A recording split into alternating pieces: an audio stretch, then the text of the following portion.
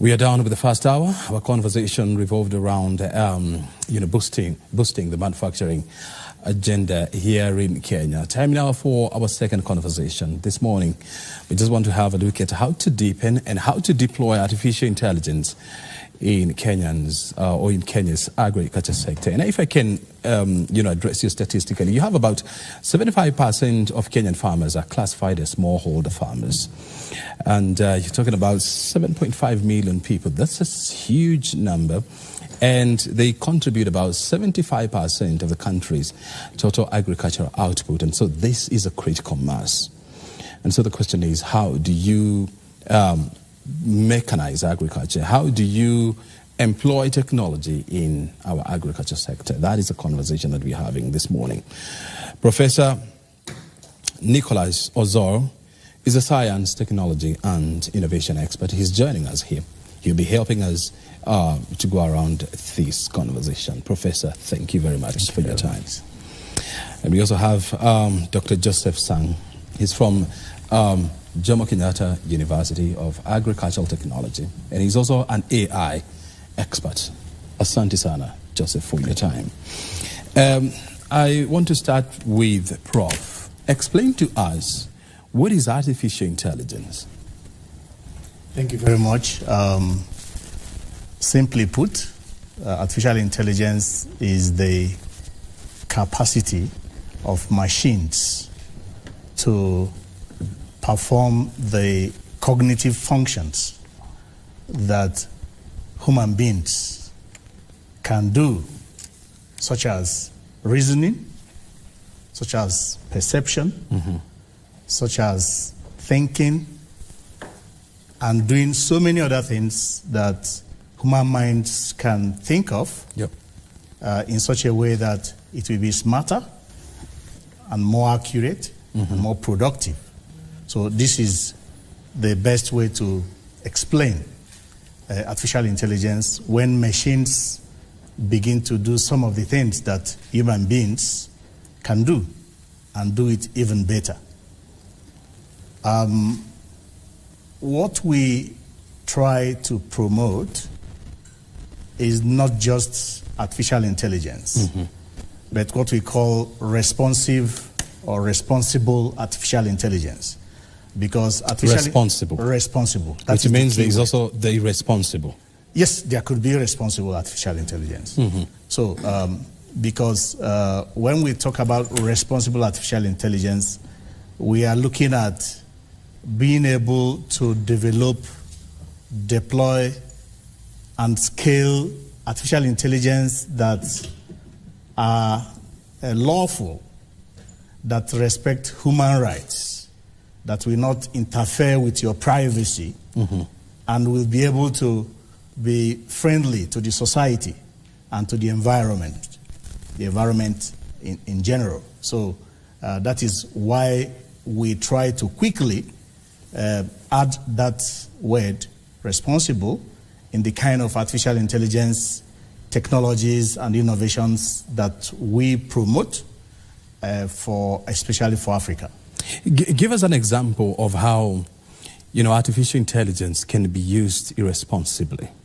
So if someone is able to monitor your privacy using AI and is able to see you, and then without you giving permission for him to see you, or if someone is able to access your computer, for instance, without your permission, and be able to retrieve the data that you have in your computer and use it for his or her own personal gains, then the person may have infringed in your own privacy, and this is possible using AI. And that is what we call infringement of privacy. That is infringement, and that is irresponsible. And but we know what it can create, and that's why we are promoting responsible artificial intelligence, where machines can be used responsibly to produce goods and services. And remember, we are focusing on agriculture and food systems in this case, so we are focusing on the 4 key components of agriculture and food security, which is in making food available, food availability, making food accessible, ensuring that food reach everyone, and also making food usable or utilizable in such a way that you can process food, store food, and it can serve for a longer time.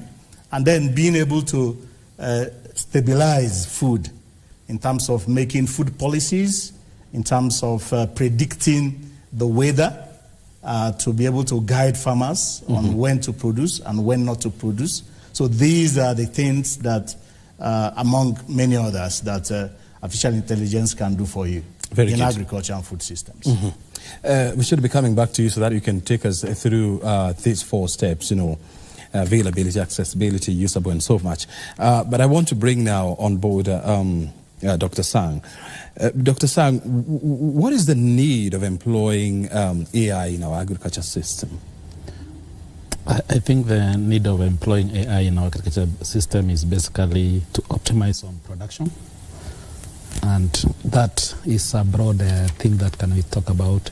We are looking at being able to improve on the production per unit area, to improve production in terms of controlling diseases and even adopting more of integrated pest management and everything that's around that farming.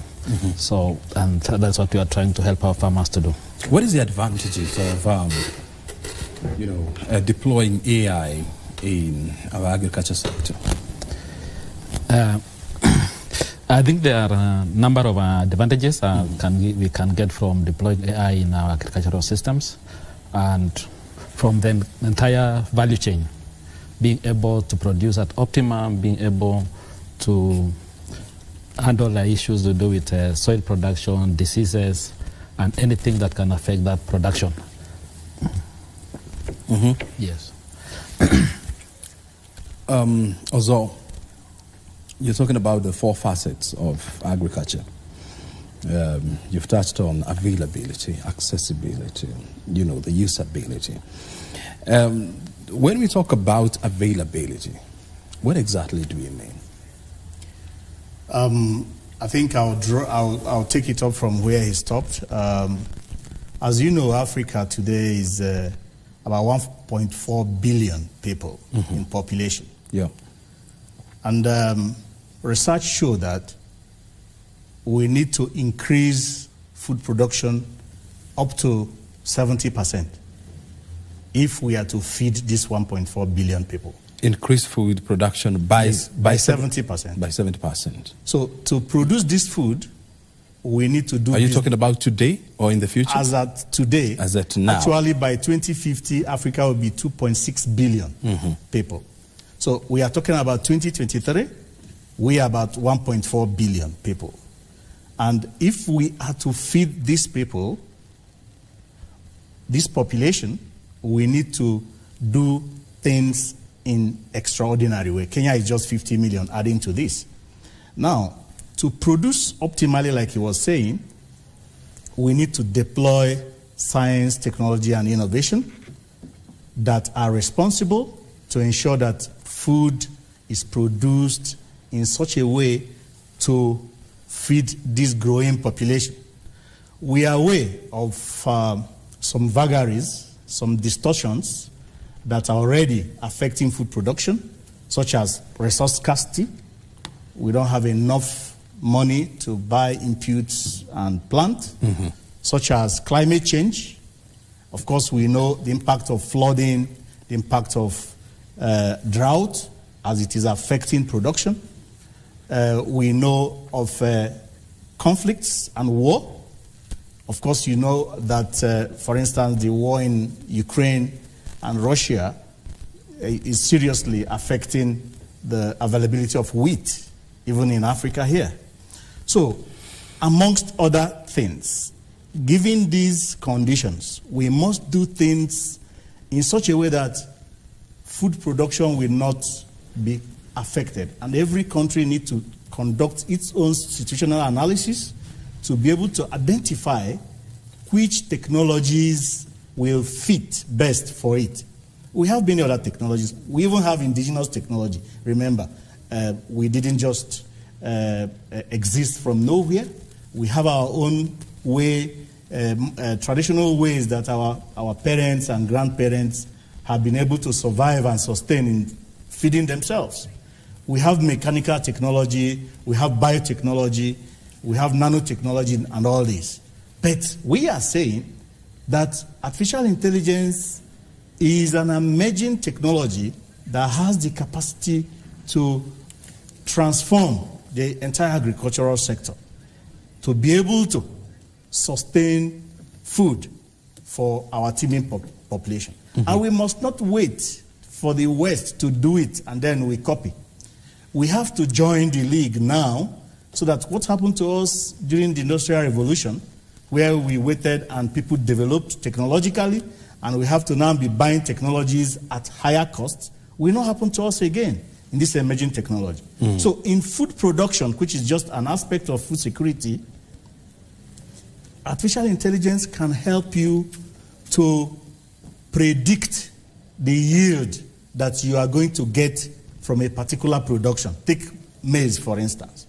You are given a particular species, given a particular soil, because AI can help you to determine the soil quality, can help you to determine the content of the soil, can help you to say, given these variables being constant, you are able to get so and so tons of maize from this particular soil if you produce at this level.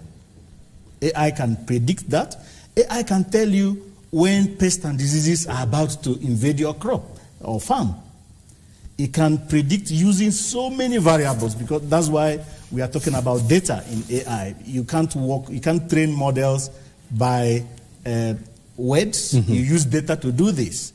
And so AI can help you to know when pests and diseases that reduce the production level are about to attack your farm. And what I'm getting from you, able to tackle it. What I'm getting from you is that deploying AI will help you in the decision-making process, and at the same time it will help you in deploying strategies that will mitigate against losses.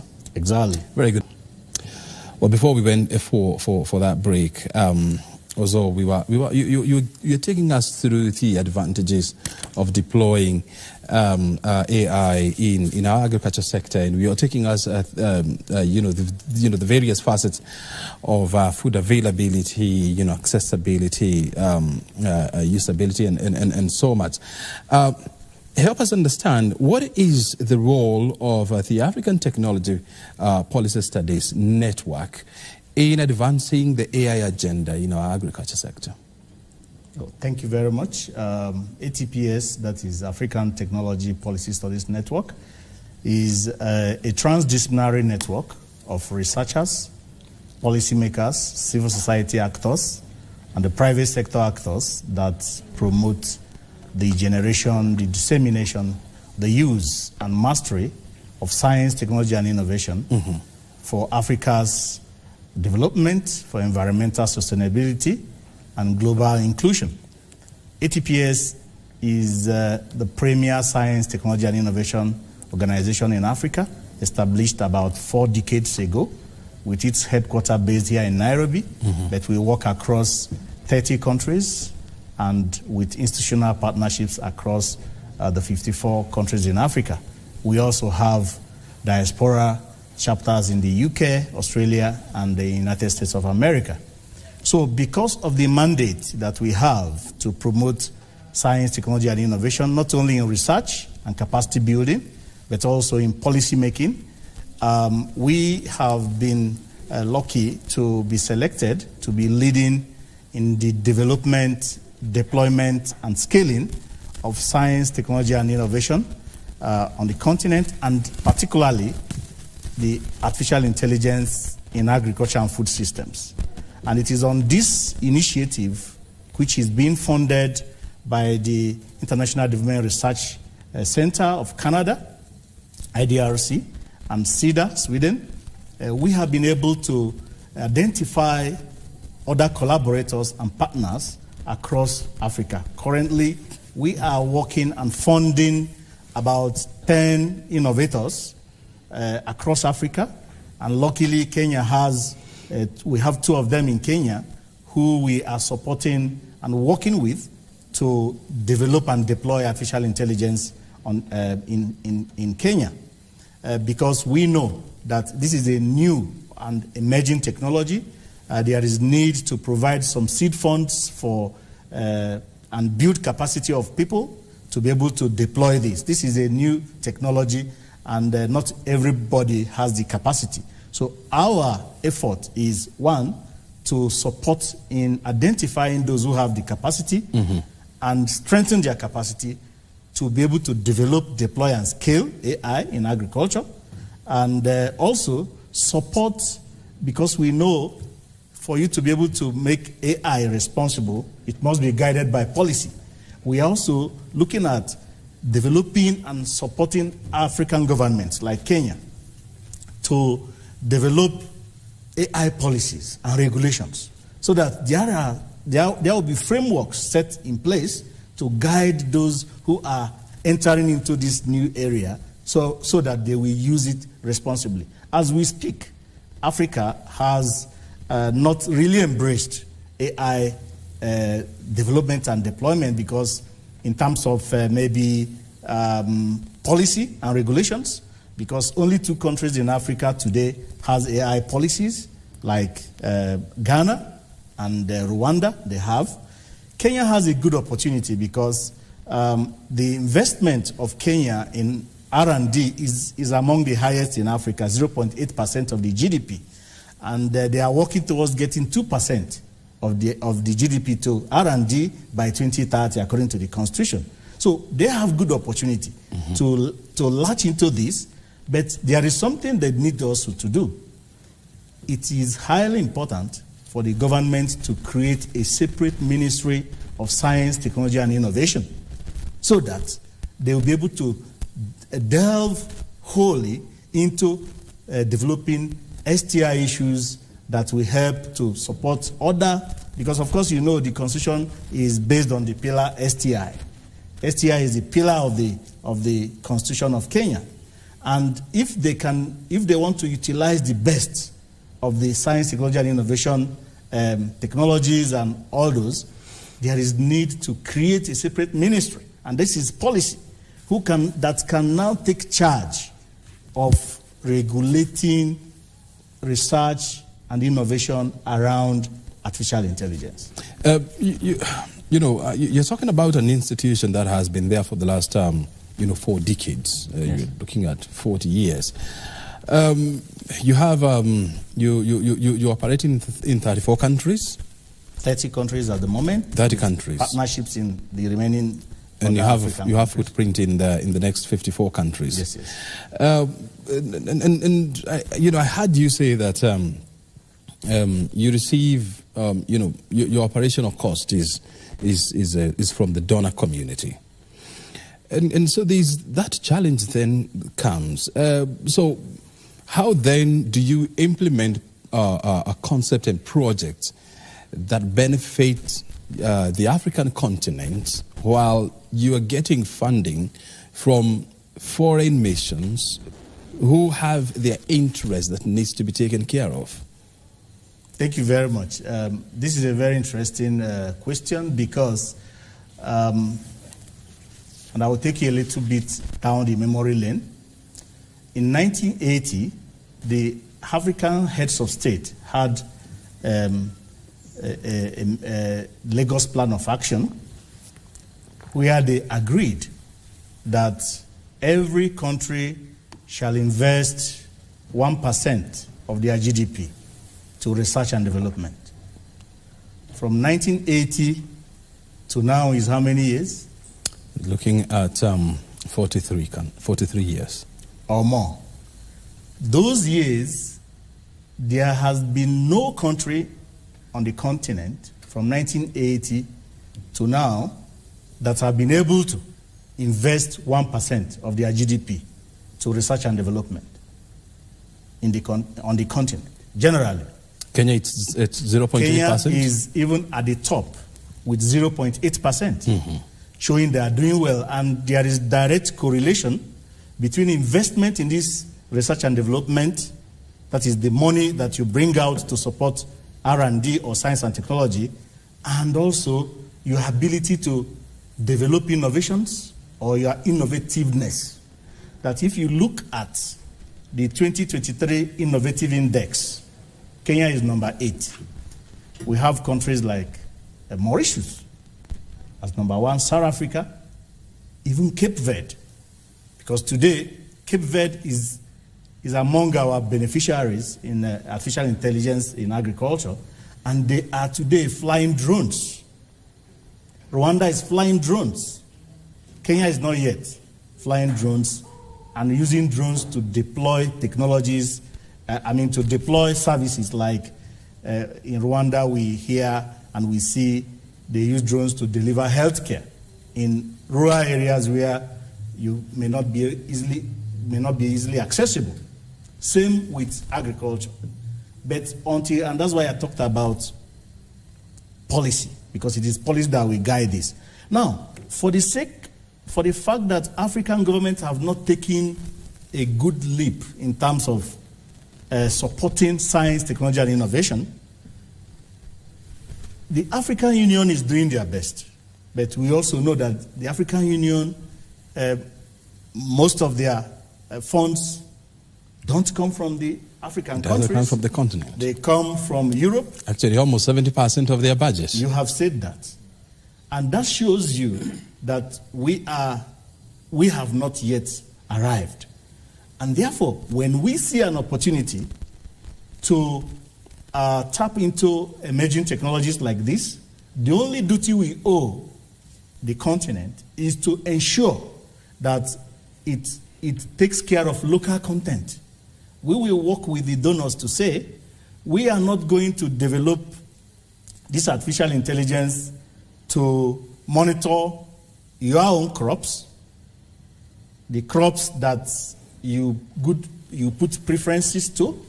We are deploying it for our own local crops, so that is the crop that will, when I say crop, I mean crop, livestock, and any other area in agriculture that is peculiar to us as indigenous people.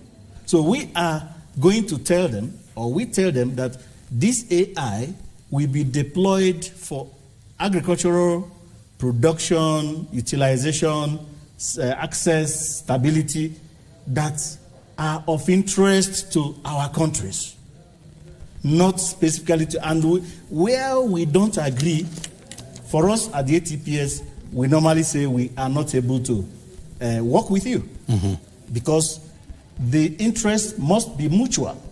So we are not ashamed to be working with countries who want to support Africa, not to lag behind in embracing science, technology, and innovation, but we are working with them to develop mutual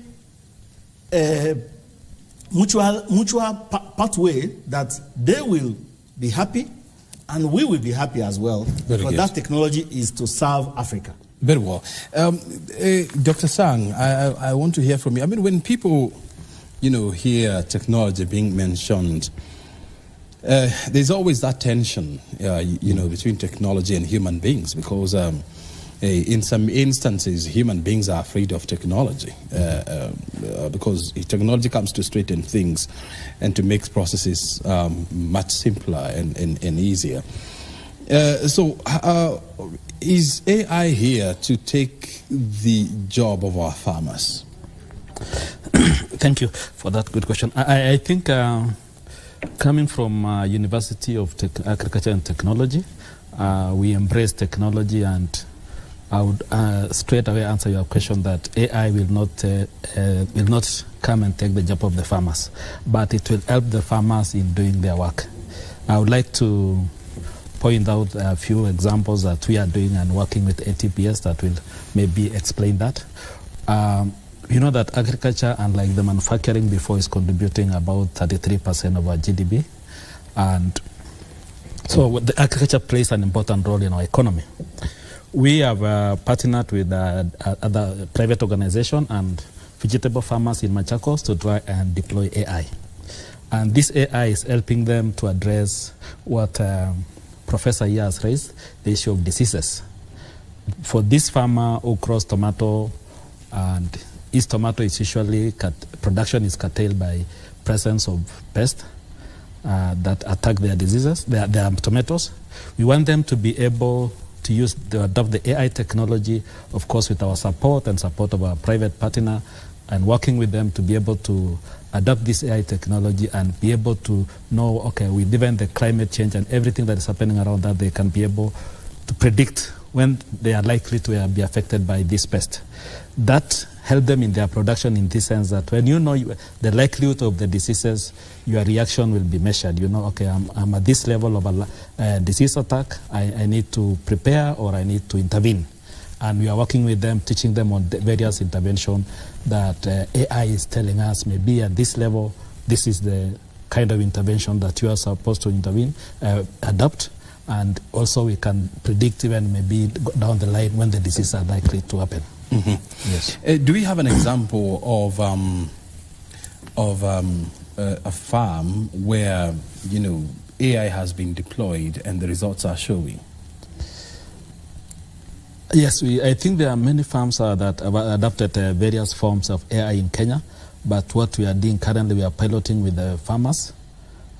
Actually, with small-scale farmers, the 75% that you talk about, the small-scale farmers. Mm-hmm. We have over 200 farmers that we are teaching them that the results of this AI can inform their decision, how their reaction on attack of their tomatoes, and how they can be able to prepare in advance. Mm-hmm. So that is how we want to see this technology being adopted by the small-scale farmers going forward, and hopefully we can get some good results. Mm-hmm.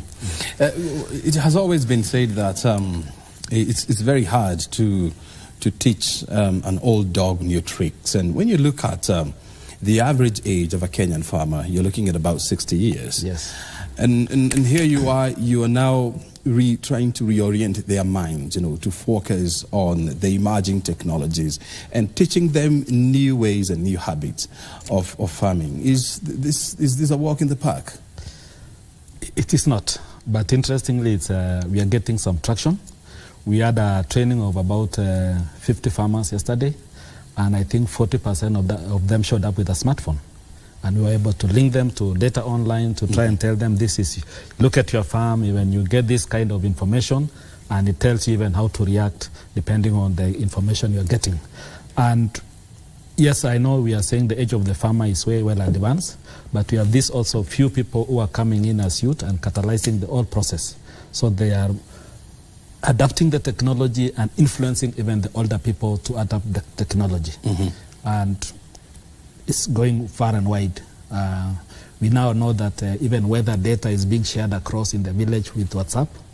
And we hope this is also how the information that we generate from the AI technology can be shared across the village and inform the decision making by this group of many farmers, so that they all have that mutual protection or mutual decision making against pests and diseases that affect their crops. Mm-hmm.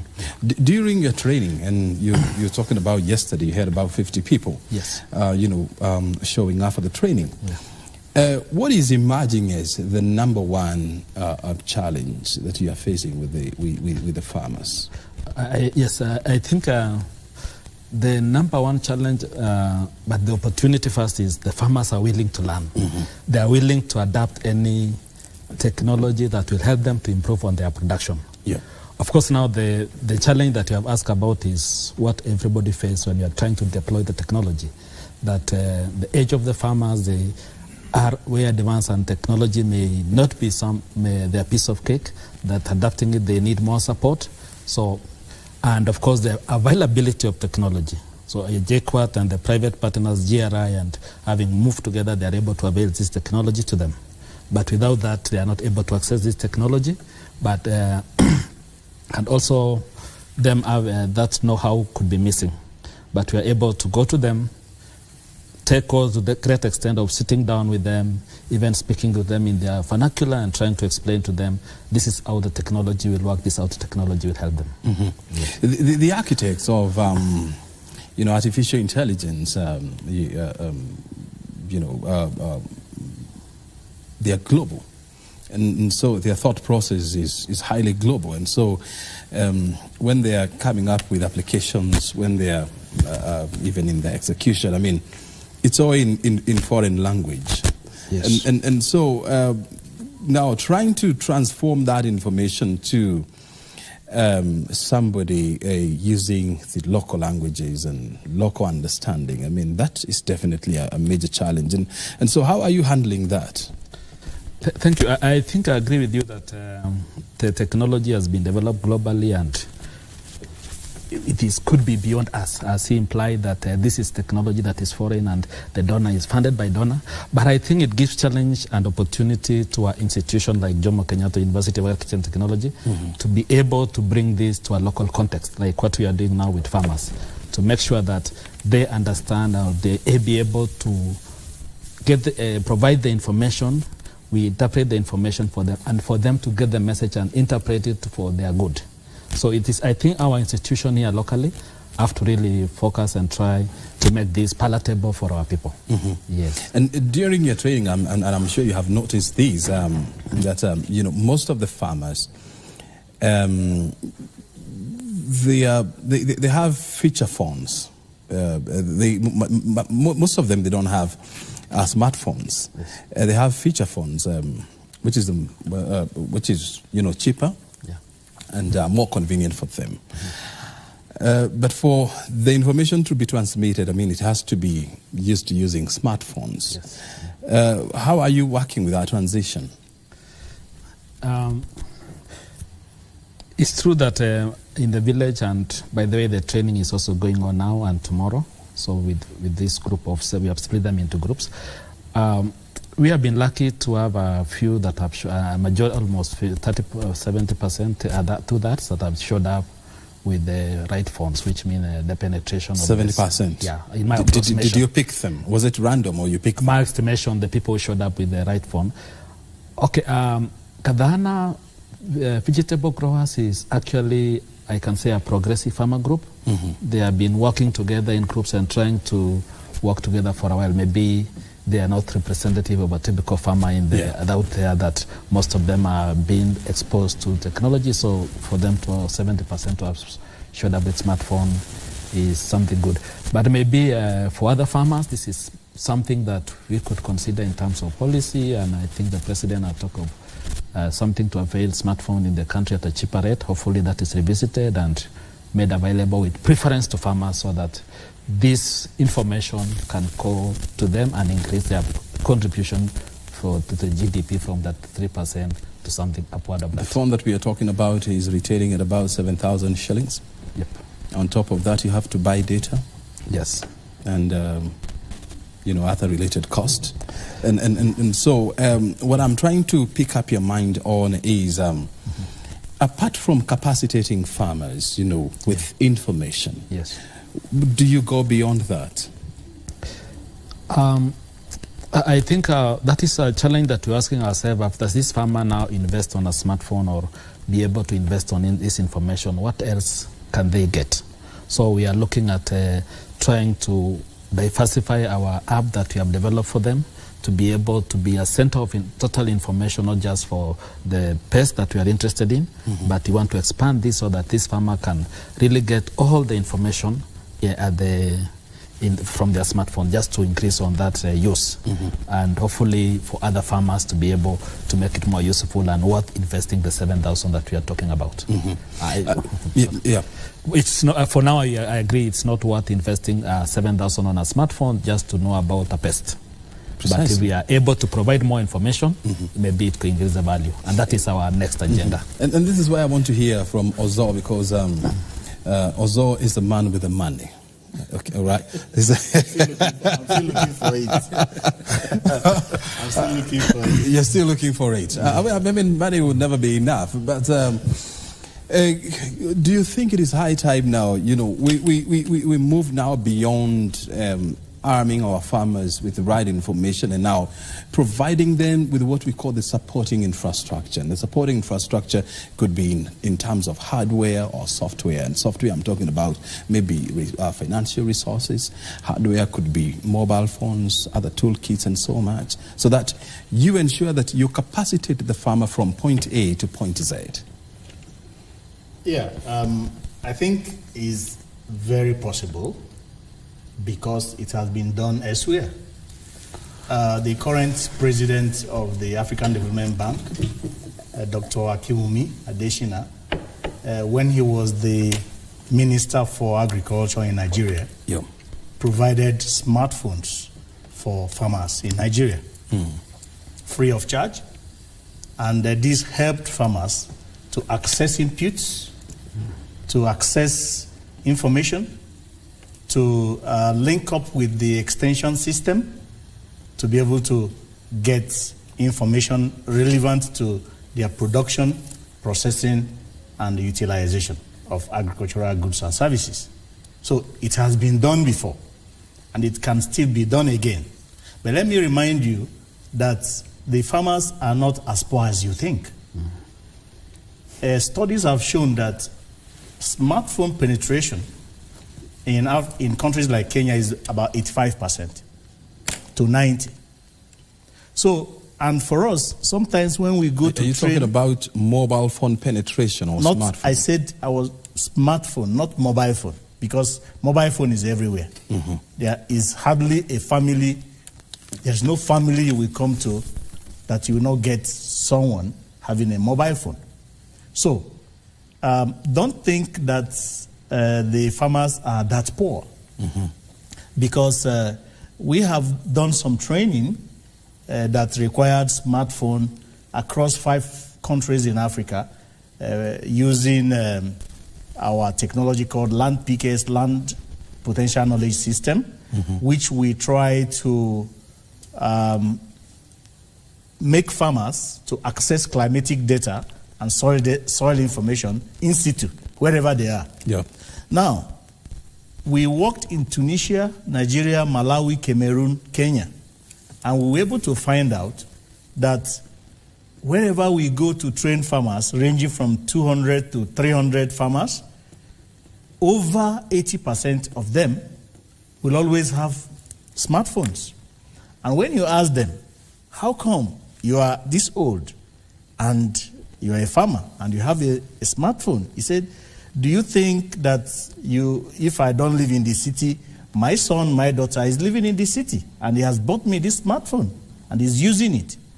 So, in as much as we know that government can subsidize this facility to enable them access information, especially as we are talking about, because information is power. AI goes with information, goes with these smartphones. So government can take it as a point of duty to subsidize mobile phones, smartphones, especially targeting the farmers. But one other thing I want to add is the scale of, economy of scale, which the manufacturers mentioned earlier in the morning today. If these farmers are able to form themselves into cooperative groups, they will be able to easily access support and even grants and funds from institutions like us, because we have supported some. That's how we're able to support them, and we are supporting the Jomo Kenyatta University with Geospatial Research Institute. We are supporting Strathmore University and some other institutions in Kenya and organizations who have formed themselves, into groups. Very well. Because you are able to now access funds. You'll be more legitimate because it's not like an individual, so you can be traced, and so on and so forth. Very good. We need to disabuse that notion that, lack of a mobile phone, of a smartphone, is not a sign of poverty. There are people who are very much contented with a feature phone because their business is just to call and to text, and that's all. They don't want to go beyond that point. And I also want to emphasize the fact that, according to the Communications Authority of Kenya, statistics, the smartphone penetration in Kenya is about 65%. It has risen from 51% in a span of 2 years. And the other information is the fact that, the penetration of smartphones is highly in urban areas. And we know that farming happens in the rural areas. And so It's a challenge to all of us to ensure that apart from providing farmers with right information, we also provide them with the necessary tools to help them advance that agenda.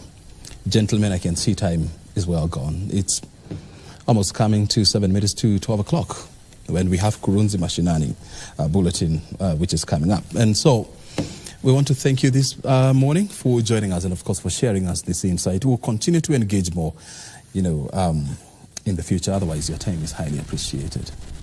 Asante sana. Very good. Well, we have been talking about advancing artificial intelligence in Kenya's agriculture sector. We have been in the company of Professor Nicholas Ozor. He's a science, technology, as well as innovation expert.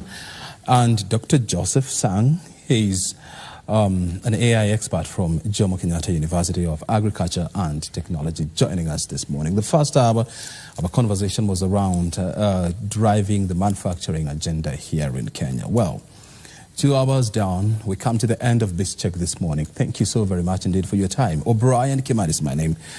Kurunzi and Tamurini is coming up next. Otherwise, enjoy the rest of your afternoon.